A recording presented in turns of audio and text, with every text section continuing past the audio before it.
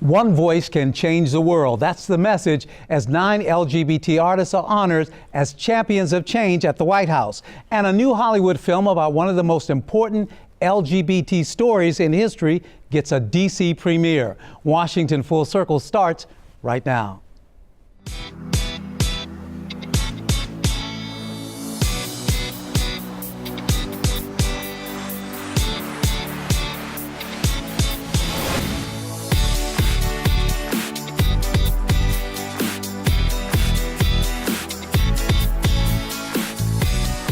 LGBT artists get the spotlight this year for using their voices to empower and inspire communities. 9 were honored by the White House as champions of change.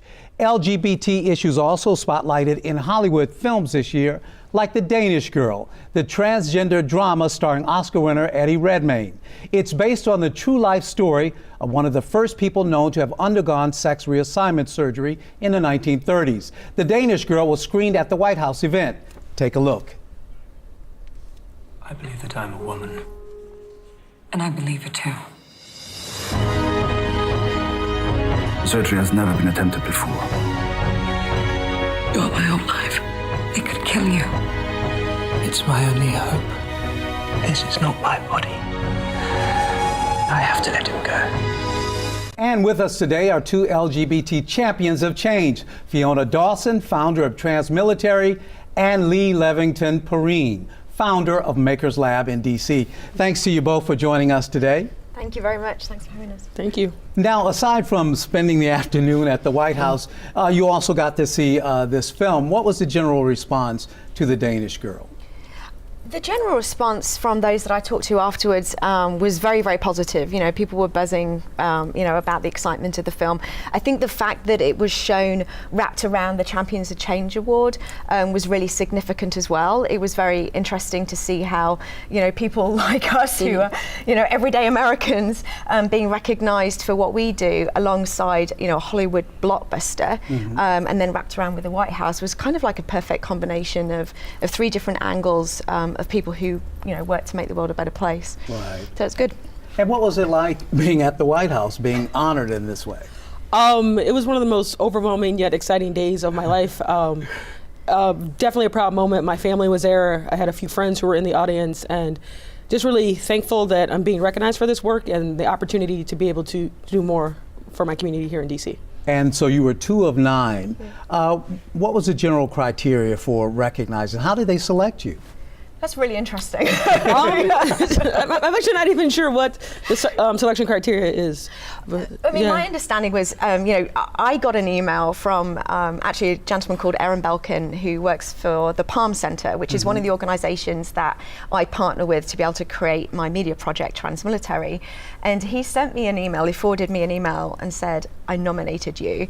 And I practically fell out of my chair because it was just really, really humbling to realize that people that see what you go through really appreciate the work and realize that there's a really positive outcome from it. So I think that the criteria were basically people who are just doing what they can to help progress change and make the world better. And I think that I can't imagine how they selected us, because there were hundreds, if not thousands, I think, of nominees, and I think that everybody, deserves the recognition. Right. Yeah. And this year especially, there's so many LGBT issues that are being addressed, from same-sex marriage to legalizing the use of bathrooms in public, things like that. And there are also a number of Hollywood films and TV shows that deal with not only transgender issues, but LGBT issues throughout. What was the discussion like? I know there was a panel that you participated on, and you two. Yeah. What was that like? It was a really great opportunity just to be on the panel and to talk about my work and why it's so important and the impact that it's having for queer folks here in DC, but also across the country, because there are people who engage with Makers Labs work. So yeah, just being out, having that platform was really special. And that brings up the, you mentioned queer folks and the terminology. There seems to be a lot of discussion over the years, LGBTQ, LGBT, but was there a discussion on that at the White House, just on what the preferences are, how it's constantly changing and what that means? There was a specific discussion about the LGBT acronym, but I think what was interesting that came up on the third panel, which had the director of The Danish Girl, Tom Hooper, and director of Transparent as well, the Amazon series. There was a discussion about how words and language matter, and Jill Soloway made some really important points about how terminology, empowers individuals to be able to express themselves and be them, and have the world see them as to the person that they know themselves to be. I think I'm certainly never going to speak for the LGBT community. I'm just going to give my humble opinion.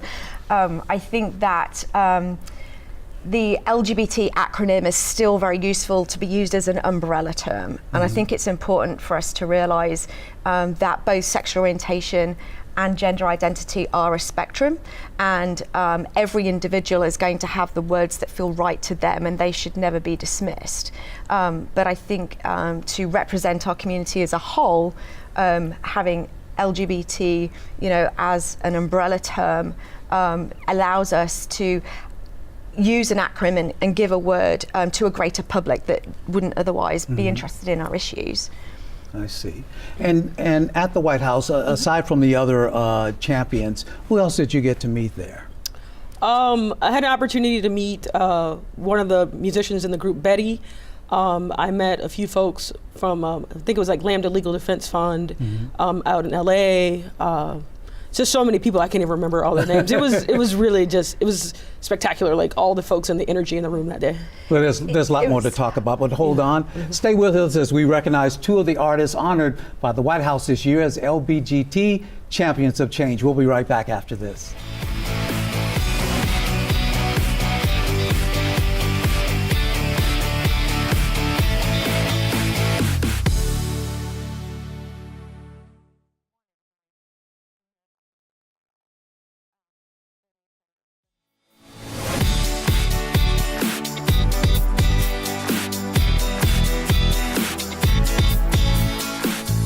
Our guest, Fiona Dawson, co-produced a short documentary called Transgender: At War and in Love. Its aim is to help advance transgender equality in and outside the military through media that educates, entertains, and inspires. Take a look. So what did your commander say? Was she like all surprised and stuff? My commander was a little surprised when I told her. I mean, she didn't really seem too fazed by it. I told her that I was transgender, that I was assigned female at birth. This deployment has really opened up a lot of doors for me and other transgender members that are trying to serve in silence. I've been asked to correct the patients and let them know that they can't use female pronouns. But that in itself causes confusion. The patients are like, "What are you talking about? That is a female." No, that is a male. So Fiona, this was a short documentary that was commissioned by the New York Times. Give us a general sense of what the documentary was about. So this short documentary features Logan Island and Layla Villanueva, who are a couple who are madly in love, just as many couples are. They're engaged to be married, and they are both in the military. So Logan is in the Air Force, Layla is in the Army. What they also have in common is that they both identify as being transgender. Current US military policy prohibits transgender people from serving. So a lot of people, even within the LGBT community, don't realize that Don't Ask, Don't Tell was really addressing sexual orientation. It didn't address gender identity. So trans people are still banned. We've actually made a lot of progress, and this year the Secretary of Defense came out and initiated a working group to assess the situation. So we're hoping for positive results. But right now this story is really important in illustrating how they are giving their lives to our country under the fear of being discharged simply because their gender doesn't, they don't associate their gender with their sex assigned at birth. Right. And it's wrong. They should be able to serve. Now, you intend for this piece to become a longer piece. Is that it? Well, tell It us. is. Tell us Thank what you. Yes. I need angel investors and distributors. Bring it on. No, I've been working on the project for 3 years. So I was very fortunate for the New York Times to identify that this was an important story to be told.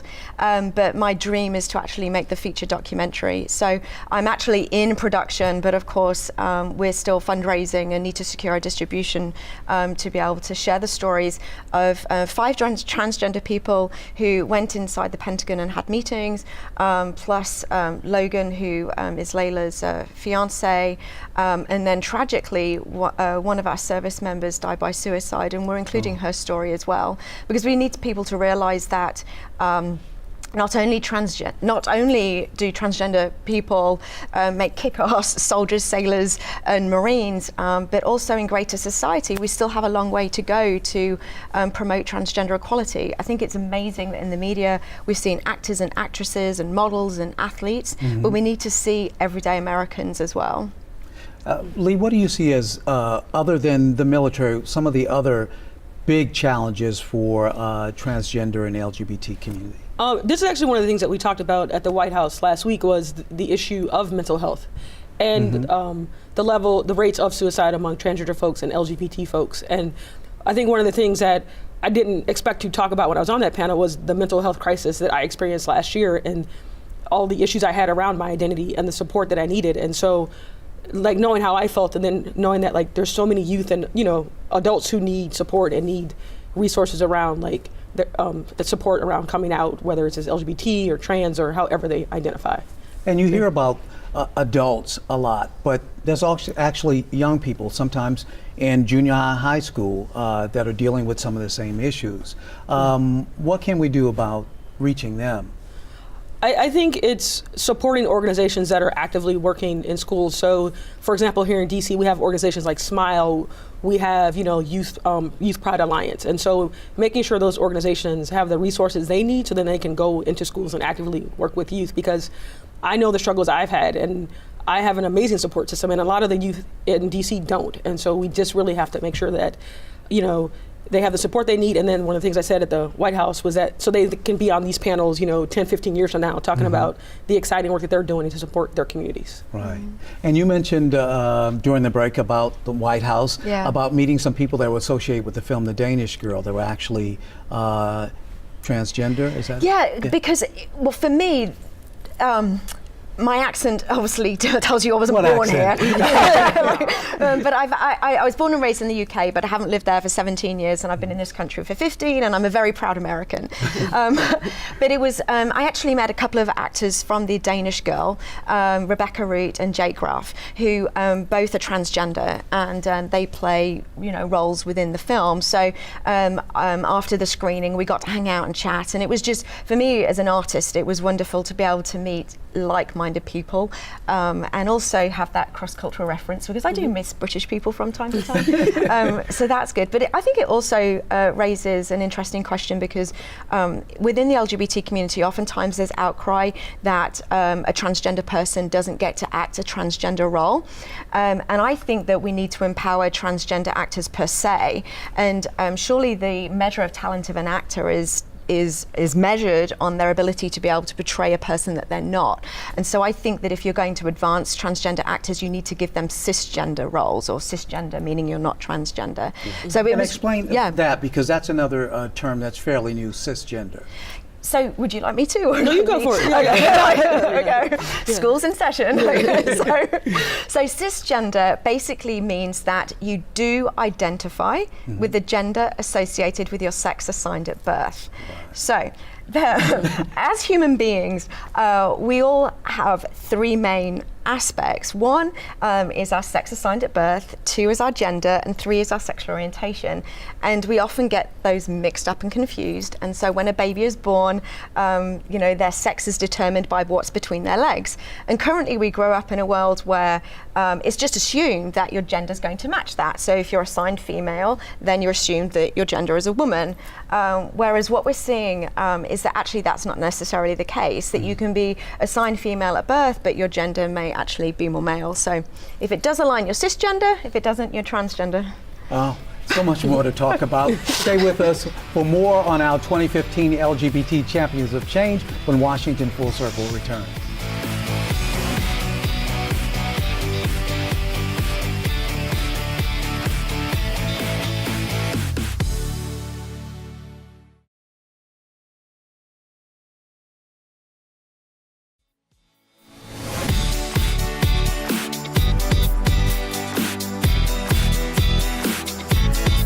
Welcome back. Lee Livingston Perrine founded Makers Lab to help build and support queer communities by creating spaces that celebrate life, art, and queer culture. Here's more. I'm Melissa Hall Perrine. I'm the founder of Makers Lab. Makers Lab is an event design firm, and we're really focused on building community and creating spaces that celebrate life, art, and queer culture.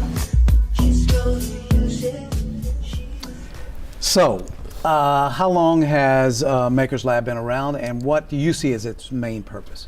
So Makers Lab first came to me as an idea in the spring of 2014, and we officially launched in August of 2014 with a crowdfunding campaign, and we've been doing work ever since then.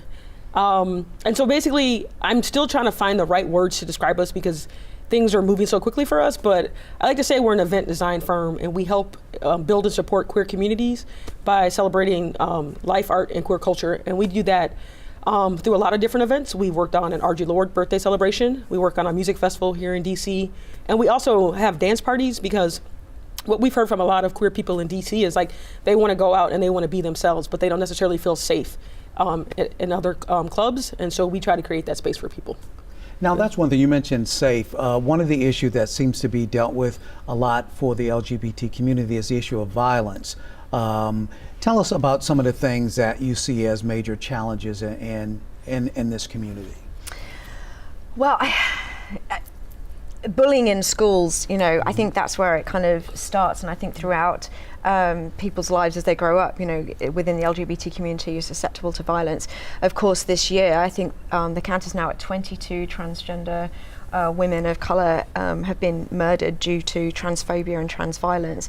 And I think that as our society advances and you get to see more transgender individuals in the media, it's interesting to see whether this now actually promotes violence, or are these crimes actually now being more reported? Are they more, you know, visible?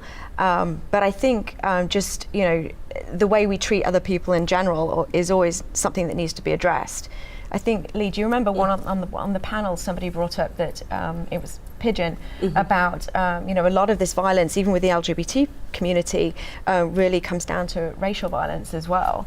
And it's mostly trans women of color who are being targeted. And so I think one of the things that last week inspired me is that Makers Lab does have a lot of potential to like educate folks and make sure stories are being told about trans people. And one of the things I want to do at Makers Lab is really support telling the stories of trans women of color in DC and making sure, you know, that their voices are heard and everyone understands that basically they're under attack, and we need to be doing more to address the violence against trans women of color. And as far as the government is concerned, what do you see as one of the things that the government could be doing more of or put a spotlight on? I mean, I think there's always awareness campaigns, but I think it's also making sure that trans people have jobs. And so making sure that hiring people and then making sure once people then get into the workplace that where they work is a safe place for them to be.